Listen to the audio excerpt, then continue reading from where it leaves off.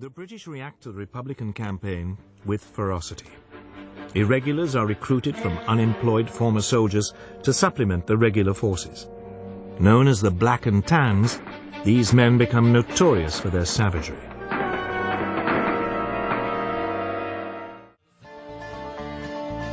I was born on a Dublin street where the loyal drums did beat. The loving English feet they walked all over us. And every single night when me dad would come home tight, he'd invite the neighbours out with this chorus. Come out, shake like and tans, come out and fight me like a man. Show you white how you won medals down in Flanders. Tell her how the IRA made you run like hell away from the green and lovely lanes of Killishandra. Come, let us hear you tell how you slandered great Parnell when you taught him well and truly persecuted. What are the sneers and jeers that you loudly let us hear when our leaders of 16 were executed?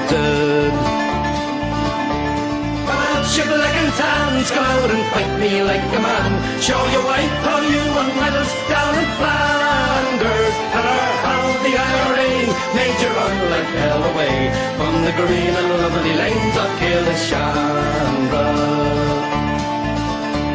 Come tell us how you slew them all Arabs 2 by 2. Like the Zulus they had spears, a bow and arrows. Oh bravely you faced one with your 16-pounder gun, and you frightened them damn natives to the marrow. Come out, shibboleth and tans, come out and fight me like a man. Show you white how you won medals down in Flanders. Tell her how the IRA made you run like hell away from the green and lovely lanes of Killishandra. The time is coming fast, and I think this day is near, when each Shoney traitor he will run before us. And if there'll be a need, well our kids will say Godspeed with a verse or two of singing this fine chorus. Come out, your black and tans, come out and fight me like a man. Show you white how you won medals down in Flanders. Tell her how the IRA made you run like hell away from the green and lovely lanes of Killishandra. Come out, your black and tans, come out and fight me like a man.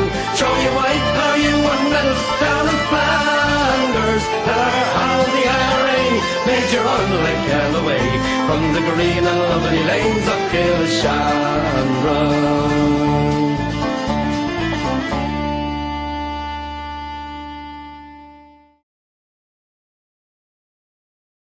By 1920, the British are offering a vast £10,000 reward, equivalent of more than £1 million today, for Collins, dead or alive.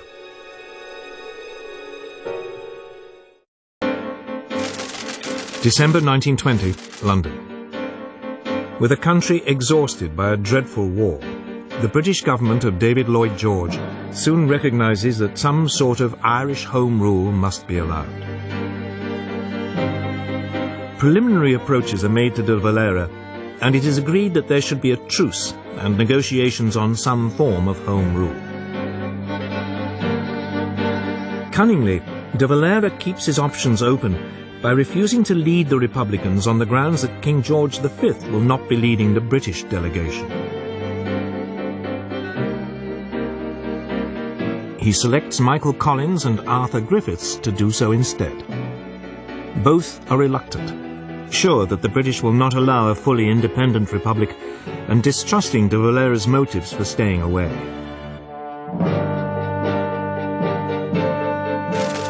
October 1921, London. As anticipated, the most the British will agree to is a free state, still within the British Empire and with the King as its titular head. The 6 counties of Protestant Ulster are to be partitioned off.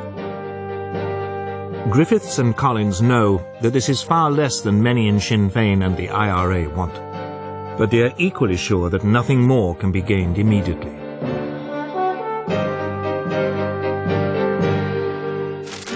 December the 6th, 1921, London. As he signs the treaty at 2:30 in the morning, Collins says, "I may have signed my death warrant,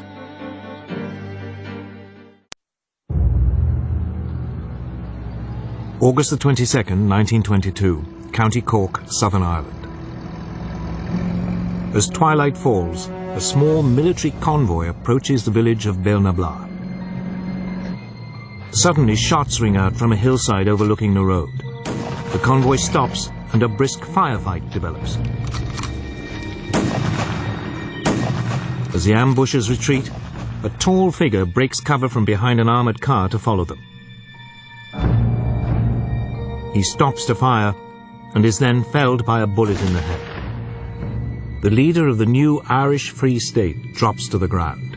Is he dead? And if so, who wanted him killed?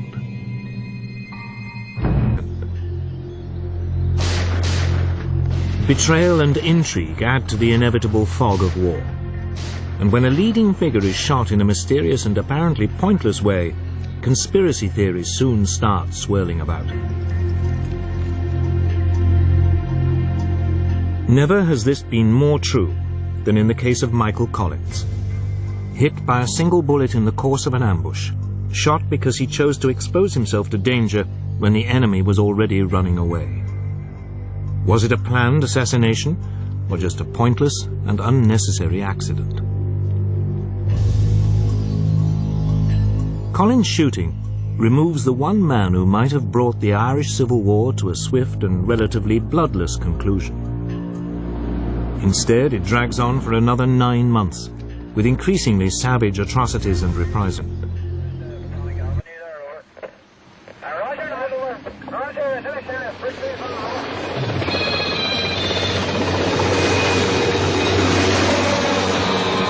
A policeman's been killed as his car was blown apart by a bomb in Lisburn's busy Sloane Street, and a UDR soldier's been shot dead outside a shoe shop at the park centre of Belfast.